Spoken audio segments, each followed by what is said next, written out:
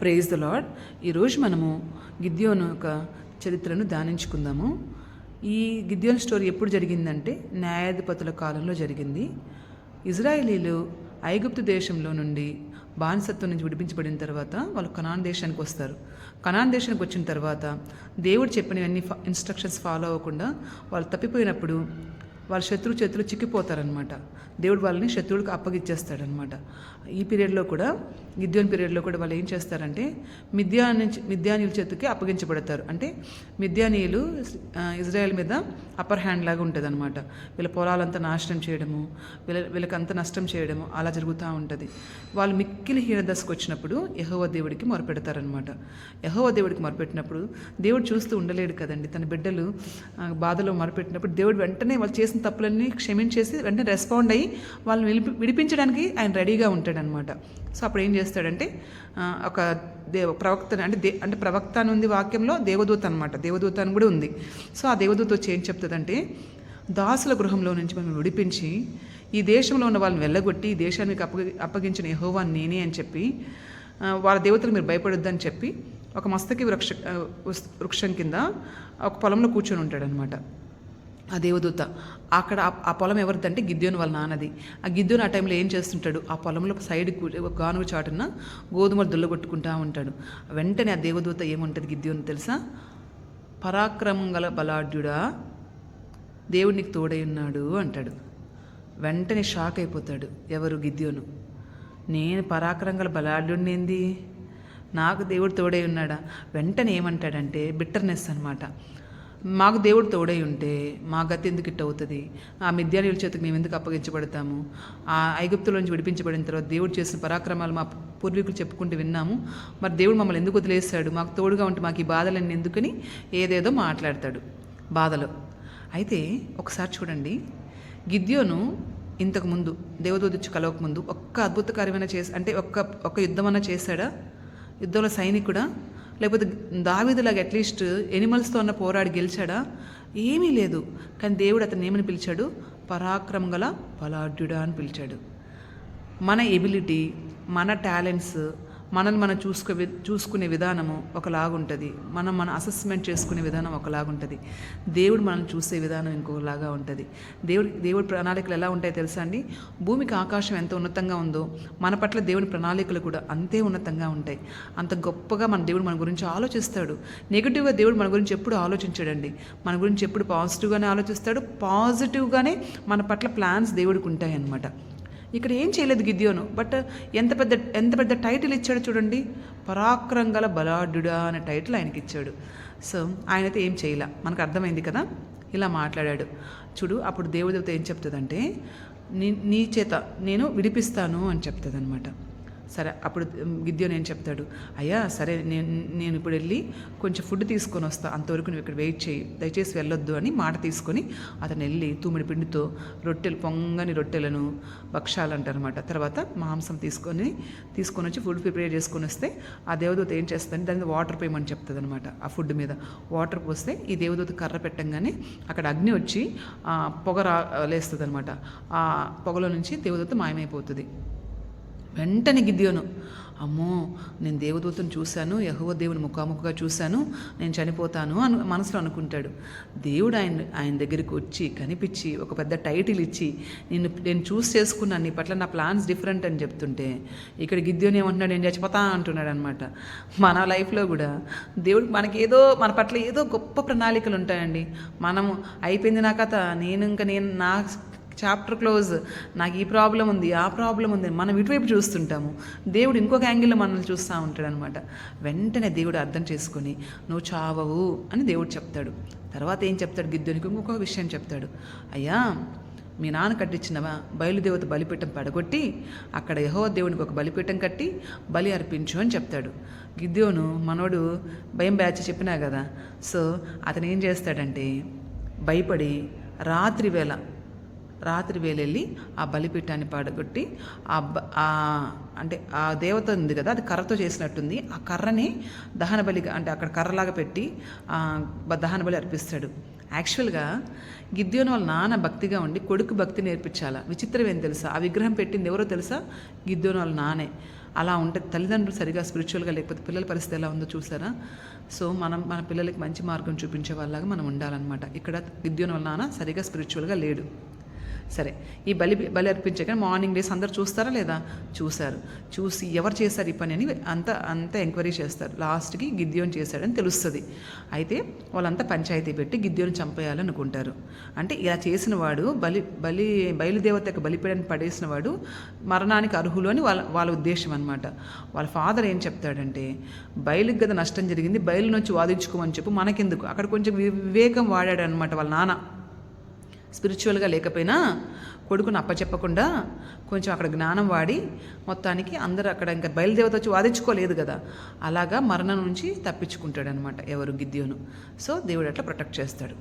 సరే, దేవుడు ఏం చెప్తాడంటే, అప్పుడేమవుతుందంటే ఇజ్రాయెల్ మీదకి ఈ మిద్యానీయులు ఎట్లా మిడతల గుంపులాగా అంటే ఫుల్గా చాలా సైనికులు వచ్చి ముట్టడి వేసేస్తారు. ఆ లోయలో దిగుతారనమాట. అంటే యుద్ధానికి వస్తారు. ఇప్పుడు మనోడు కదా దేవుడు చేసుకుంది. అక్కడ వాళ్ళు యుద్ధానికి వస్తారని దేవుడికి తెలుసు కాబట్టి ముందే ఇంకెవరు లేరు ఇజ్రాయేలీల్లో. ఈ గిద్యోన్ని ప్రిపేర్ చేస్తూ వస్తున్నాడు. మొత్తానికి వాళ్ళ దండు దిగింది అక్కడ. ఇక్కడ ఇజ్రాయెల్ నుంచి పోవాలి కదా ఎవరొకరు. సో ఇప్పుడు మనోడితో కొంచెం మాట్లాడాడు కదా గిద్యోన్తో దేవుడు, బాబు ఇంక రెడీ అవ్వు యుద్ధానికి అని చెప్తే ఈ గిద్యోను ఏం చేస్తాడు, అందరినీ పిలుస్తాడు. అంటే ఆ గోత్రాల్లో ఉండే వాళ్ళందరినీ పిలిచినప్పుడు మొత్తానికి ఎంతమంది తయారవుతారు తెలుసా? 32,000 మెంబర్స్ సైన్యం అనమాట తయారవుతుంది అనమాట. దేవుడు చెప్తాడు, ఇంతమంది ఎక్కువే, పంపించేసే అందరినీ అని చెప్తాడు. అక్కడేమో కుప్పలు లక్షల్లో మంది వాళ్ళు సైనికులు దిగుతారు. ఇక్కడేమో ఈ 32,000 మంది 33,000 మంది కూడా ఎక్కువని దేవుడు చెప్తాడు. గిద్యోనికి ఏం అర్థం కాదు. ఇంకొక విషయం ఏంటంటే, ఈ యుద్ధానికి వెళ్ళే ముందు అంటే దేవుడు ఈ గిద్యోను చేసుకున్నాడా లేదా అని కన్ఫర్మేషన్ కోసం 2 కన్ఫర్మేషన్స్ అడుగుతాడండి. ఏంటి ఆ కన్ఫర్మేషన్ దేవదూతనంటే, ఇదిగో ఈ కళ్ళంలో అతనికి అంటే పైన కప్పుకునే ఒకటి ఉంటుంది అనమాట, క్లాత్. ఆ క్లాత్ ఇక్కడ పెడుతున్నాను, ఇది మాత్రం తడవాలి, మిగతా ప్లేస్ అంతా తడవకూడదు. అంటే పొద్దున్న లేసి వచ్చే లోపల అది మాత్రం తడుస్తుంది, పిండితే చాలా నీళ్ళు వస్తాయి. తర్వాత రోజు ఏమంటాడంటే, ఇంకొక కన్ఫర్మేషన్ కావాలి, దీని మీద మాత్రం వాటర్ పడకూడదు, మంచు పడకూడదు, మిగతా అంతా మంచు పడాలి. వచ్చి చూస్తే పక్క రోజు చుట్టూ తడిచిపోయి ఉంటుంది, అది మాత్రం ఆ క్లాత్ మాత్రం తడవదనమాట. అట్లా కన్ఫర్మేషన్ అయితే దేవుడి దగ్గర తీసుకుంటాడు. అతడు నమ్మలేకపోతాడు. ఎందుకంటే తనలో ఆ టాలెంట్, ఆ యాంగిల్ తనకు తెలియదు. తను యుద్ధం చేసి యుద్ధంలో గెలుచగలడు, నేను ఒక నాయకుడిని అనే ఫీలింగ్ ఈ గిద్యోనికి లేదు. కాబట్టి దేవుడు చెప్పిన చాలా చాలా భయాలు బాధలు ఇతనికి ఇన్ని కన్ఫర్మేషన్ తీసుకోవాల్సి వచ్చింది. సరే, అందరు యుద్ధానికి అక్కడ దండు దిగి ఉంటే ఇక్కడ ఇజ్రాయెల్ పిలిచితే దేవుడు ఏం చెప్తాడు, అందరిని ఉన్న కొంచెం మందిని పంపించేయమని చెప్తాడు.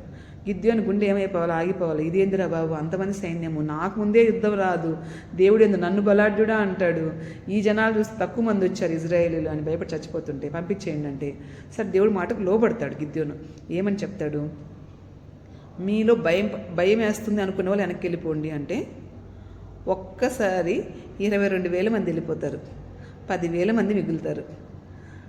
10,000 మంది మిగులుతారు. ఆ దేవుడు చెప్తాడు, ఆ 10,000 మంది కూడా ఎక్కువే అంటాడు. అయితే వాళ్ళకి ఇంకో టెస్ట్ పెట్టమంటాడు. ఏంటి అంటే, నది దగ్గరికి వెళ్ళి వాటర్ తాగమని చెప్తాడు. ఒకళ్ళేమో కుక్కలాగా అంటే మోకాల మీద వంగి చేతుల్లోకి నీళ్ళు తీసుకొని కుక్కలాగా గతుకుతారనమాట ఫాస్ట్గా. వాళ్ళకి బ్యాచ్ అయితే, ఇంకొక బ్యాచ్ ఏంటంటే ఇంకొక మంది రిలాక్స్గా వాటర్ తాగుతారు. ఈ కుక్కలాగా గతికిన వాళ్ళు 300 మంది, వేరే వాళ్ళు మిగిలిన ఆ 10,000 మిగిలిన వాళ్ళు. దేవుడు చెప్తాడు, ఆ కుక్కలాగా గతికిన వాళ్ళు మాత్రమే చేసుకోండి అంటే వాళ్ళు 300. ఈ 300 మందితో ఇన్ని లక్షల మంది మీద నేను విక్టరీ ఇస్తూ అంటాడు. నిజంగా అండి, ఎంత జ్ఞానం కలిగిన వాళ్ళు అంటే ఎంత నమ్మినా కూడా నిజంగా చాలా టఫ్ సిచ్యువేషన్ లాగుంది. 300 మందితో కొన్ని లక్షల మంది మీదకి యుద్ధం పోయి గెలిపిస్తానంటే నమ్మగలుగుతాం మనం. గిద్యోను కూడా నమ్మలేకపోయాడు, ఆయనకి ఫ్యూజులు ఎగిరిపోతున్నాయి. సరే, వాళ్ళు 300 మందిని ఫైనలైజ్ చేస్తాడు. యుద్ధానికి వెళ్ళాలి, మనోడికి భయం వేస్తుంది, లోపలంతా హర్రీబర్రీగా ఉంది. దేవుడు ప్రతి స్టెప్లో గిద్యోను చూస్తూ ఉన్నాడు, బలపరుస్తూ వస్తూ ఉన్నాడు. లాస్ట్కి దేవుడు ఏం చెప్తాడు గిద్యోను ఆ దండు దిగుంది కదా, ఆ దండు యొక్క పాలెంలోకి నువ్వు వెళ్ళు, అక్కడికి వెళ్ళు, అది ఒకసారి విను, వాళ్ళు మాట్లాడుకునే మాటలు విను, అప్పుడు నీకు ఫుల్ కాన్ఫిడెన్స్ వస్తుంది నీ మీద అని. నీకొక్కడికి వెళ్ళడానికి భయం వేస్తే నీతో పాటు నీ ఆయుధాలు మోసే ఒకరిని తీసుకొని పో అని చెప్తాడు. అలాగే తీసుకొని అక్కడికి వాళ్ళ శత్రువు యొక్క దండుపాలెంలోకి వెళ్తాడు. వెళ్ళంగానే అక్కడ ఒక డిస్కషన్ జరుగుతుంటుంది. అది వింటాడు గిద్యోను. ఏంటో తెలుసా, ఒక సైనికుడికి ఒక కల వస్తుంది. ఒక ఎవల రొట్టె వచ్చి ఈ ఏంది ఆ టెంట్ మీద పడి ఆ టెంట్నంతా నాశనం చేసినట్టు కల వచ్చిందని ఇంకొక సైనికుడు చెప్తుంటాడు. ఆ సైనికుడు దానికి ఇంటర్ప్రిటేషన్ చెప్తాడు. ఏమని, ఆ ఎవల రొట్టె ఎవరో కాదు, గిద్యోను ఖడ్గమే. గిద్యోను వచ్చి మనల్ని నాశనం చేస్తాడు. ఎప్పుడైనా గిద్యోను ఎవరితోనైనా యుద్ధం చేశాడా అండి? కనీసం ఎదురుకెళ్ళి పోరాటానికి నిలబడ్డా? గోధుమలు దుల్లగొట్టుకునేది కూడా చాటును చేసేవాడు. ఈ శత్రువులకి ఎట్లా తెలిసిపోయిందండి ఇతని ఖడ్గము, ఇతను తోపు అని? దేవుడు మన గురించి పాజిటివ్ కూడా స్ప్రెడ్ చేసేస్తాడండి. మనకు తెలిసిన వాళ్ళకే కాదు, మనలో వాళ్ళే కాదు, శత్రువులకు కూడా మన గురించి పాజిటివ్గా స్ప్రెడ్ చేసేస్తాడు. ఇప్పుడు గిద్యోను పిలవంగానే ఇజ్రాయేలీలందరూ ఎందుకు రావాలా? యుద్ధం చేయడానికి వచ్చారు కదా, అంటే అతనికి లోబడ్డారు కదా.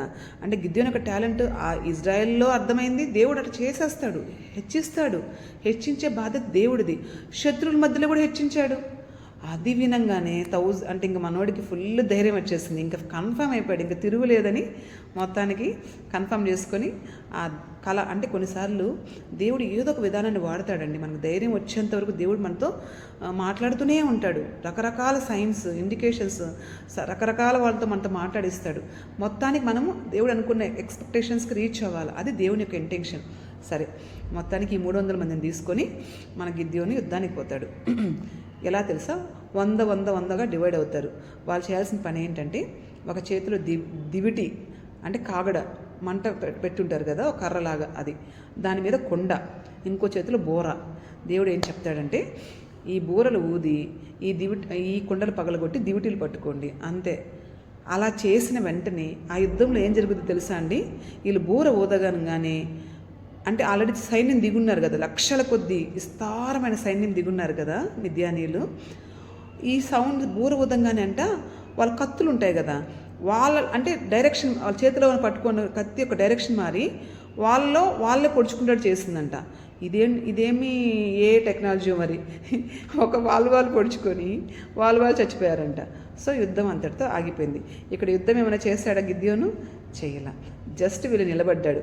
చేయకపోయినా జస్ట్ నిలబడినా, ఆ నిలబడ్డానికి దేవుడు ఎంత ప్రయాసపడాడు దేవుడికే తెలుసు. కానీ టైటిల్ ఎవరికి ఇచ్చాడు?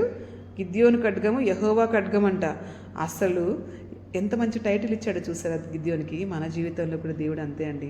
మన శక్తి సామర్థ్యాలు కాదు, మన చేసే పనులు కాదు, ఆయన కృపను బట్టి మనకు పెద్ద టైటిల్స్ ఇచ్చేస్తాడు. మనల్ని అందరి ముందు హెచ్చించేస్తాడు. మనం హెచ్చించినప్పుడు గుర్తుపెట్టుకోవాల్సింది, అది మన క్రియల వల్ల రాలేదు, ఆయన కృప వల్ల వచ్చిందని గుర్తుపెట్టుకుంటే ఏ దైవ సేవకుడు, ఏ విశ్వాసి పడిపోరు. అంతవరకు బాగానే ఉంటారు. ఒకసారి నేమ్ ఫేమ్ రాగానే నేను వీరుని ధీరుని అనుకుంటారు. అక్కడే వాళ్ళ పతనం స్టార్ట్ అవుతుంది. హెచ్చించేవాడికి తగ్గించడం కూడా తెలుసండి. సో దేవుడి బలిష్టమైన చేతి కింద దీన మనసులో ఉన్నప్పుడే మనము ఎంతో క్షేమం కలిగి ఉంటామన్నమాట. సరే, తర్వాత ఈ గిద్యోని చాలా కాలము పరిపాలిస్తాడు. ఇజ్రాయెల్కి ఆయన న్యాయాధిపతిగా ఉన్నప్పుడు చాలా ప్రొటెక్షన్ ఉంటుంది. తర్వాత తన పిల్లలు వస్తారు, తను చనిపోయిన తర్వాత తన పిల్లలు వస్తారు. అదంతా స్టోరీ అనమాట. ఈ గిద్యోని స్టోరీ నుంచి మనం తెలుసుకోవాల్సింది ఏంటి అంటే, దేవుని చేతిలో మనం వెళ్ళినప్పుడు దేవుడు మనల్ని ఎంతో గొప్పగా వాడుకుంటాడు, బలంగా వాడుకుంటాడు, గొప్పగా వాడుకుంటాడు. మనకు నేము ఫేమ్ ఇచ్చేది దేవుడే. దేవుడి మాటకు లోబడాలి. మీకు డౌట్ ఏదన్నా ఉంటే దేవుడి దగ్గర కన్ఫర్మ్ చేసుకొని దేవుని చేతిలో మనం వాడబడే వాళ్ళలాగా ఉండాలని నేను కోరుకుంటున్నాను. Praise the lord.